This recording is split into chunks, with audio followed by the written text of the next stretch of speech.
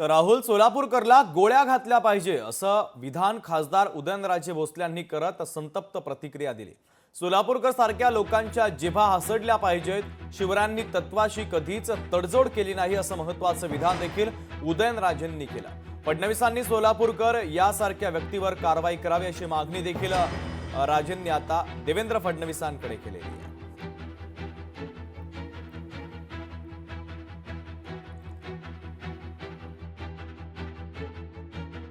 छत्रपती शिवाजी महाराजांनी कधीच तडजोड केली नाही। असं असताना अनेकदा त्यांच्याबद्दल असे गलिच्छ विधानं केले जातात। हा राहुल सोलापूरकर म्हणजे कोण आहे आणि त्यांनी जे विचार त्यांनी जे तो जो म्हणाला लाच, मला वाटते असे लोकांना ज्यांनी लाच घेतात त्यांना लाच पलीकडे काय समजत नाही।